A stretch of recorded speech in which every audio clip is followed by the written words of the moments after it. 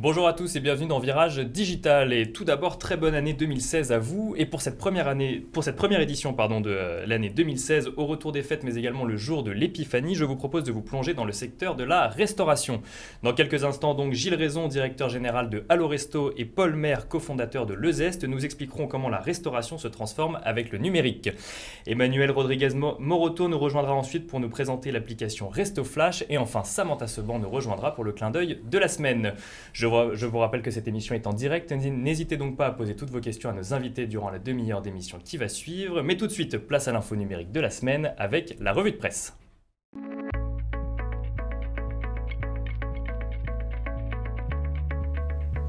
Le CES 2016 ouvre ses portes à Las Vegas. Depuis ce matin, la 49e édition du Consumer Electronics Show, l'événement de référence en matière d'électronique et de numérique, accueille des professionnels du monde entier. Et avec une participation française impressionnante puisque 190 entreprises françaises y seront présentes, ce qui en fait la deuxième délégation la plus représentée derrière les États-Unis. 22 d'entre elles exposent même au sein du pavillon French Tech, parmi elles Enerby qui propose un appareil qui génère de l'énergie grâce au mouvement, Fitme, les semelles connectées pour diabétiques, ou encore Leka, un robot qui vient en aide aux enfants souffrant de troubles du développement. Emmanuel Macron sera également du voyage afin de soutenir nos ambassadeurs. Une petite touche de French Touch dans ce CES donc. Bonjour messieurs. Bonjour. Bonjour. Alors je me retourne vers vous, on parle de la présence française au CES, ça vous inspire quoi ? Moi, ça me surprend pas beaucoup parce qu'on dit toujours que les Français sont les meilleurs ingénieurs du monde. Donc, c'est tout naturel d'ailleurs que dans un salon de l'électronique, on soit très représenté. Et c'est d'ailleurs une grande fierté parce que ça permet de développer la French Tech au-delà de nos frontières.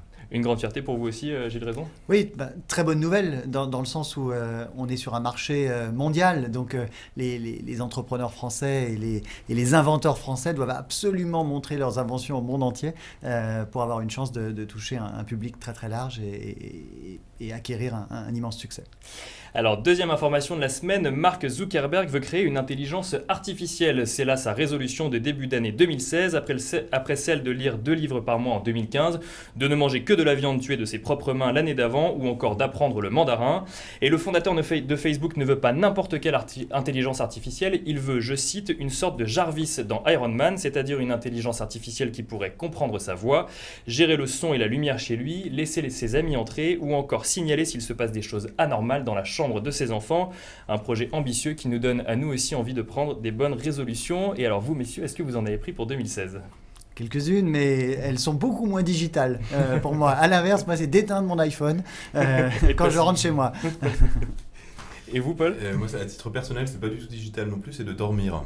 Puisque en tant qu'entrepreneur, on a parfois l'occasion de faire des nuits assez courtes et donc plus dormir en 2016 qu'en 2015.